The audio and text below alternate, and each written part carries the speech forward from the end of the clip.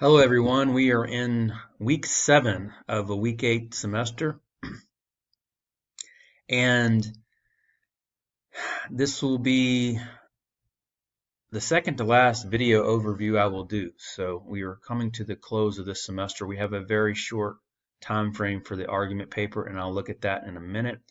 Let's start with the due dates. You have, of course, tonight is the final day to turn in the rhetorical analysis final draft. We are moving to argument paper rough draft, which is due next Monday, but you do have a required discussion post that is due next Monday as well. That will give those that need another engagement grade on one additional engagement grade. Okay, so that's an opportunity to improve your grade if you need to increase your engagement grade. So let's get started with content for week 7. Checklist there, you can look at that. I want to look at this first. So this is a really solid overview of an evaluation essay, which is what you will be doing for your argument paper. So I read through this and I liked it. It's from a community college in Arizona, but it's really solid. And I like the way it's laid out. It's kind of simply laid out and gives an English professor gives like 5 characteristics of an evaluation essay, which is really fits with what we're doing well. And so I would suggest you really follow this for a structure for your argument paper as a a loose structure, but it's a good example of how to address how to complete an argument evaluation argument paper. So anyway, give some key factors of evaluation. Ignore the 3 sources of the work cited because we're not using any sources for ours, but the rest of this would be okay to look at. Okay, so there's that. And I will review in a separate video the guidelines for the argument paper. So that will be another video. Next, thesis statements. So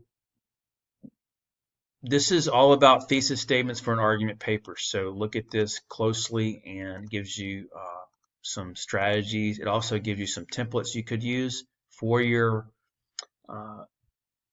evaluation argument paper. And also there's a sample here in the last slide. So there's that.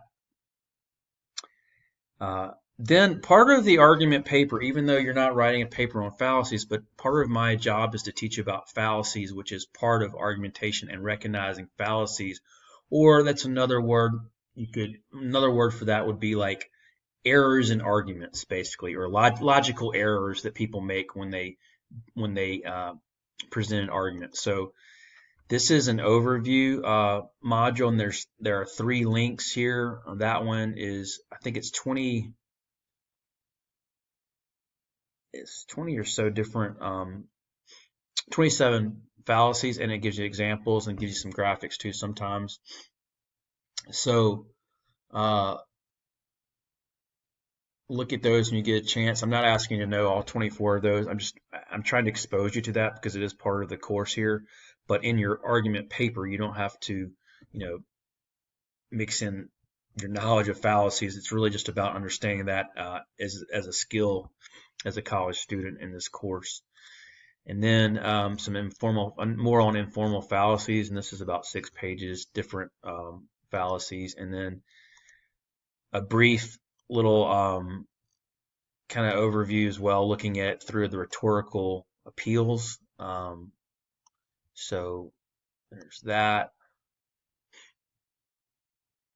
And then this is a quiz that it's just a really kind of low tech but fun little quiz. You can take it and you just go through. It's interactive, and I know the graphics are kind of basic, but nonetheless, it's a cool way to do a quiz, looking at your knowledge of fallacies.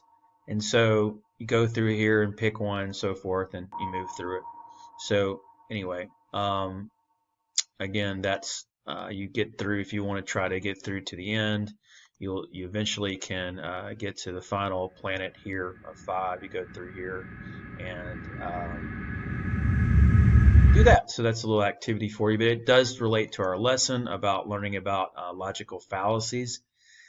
And then I wanted to mix in, we don't have a lot of time in 8 weeks to do too much of this because you're still doing 3 major papers. However, this week I really wanted to fit in some writing grammar lessons. So I have subject verb agreement, paragraph and transitions, writing clear and effective sentences, and common sense errors. And these are from the textbook. So you just click on the link and it takes you to the place in the textbook where that lesson occurs. So use that if you want to improve your writing. It will help you for your papers in this class, but also for future courses at KSU.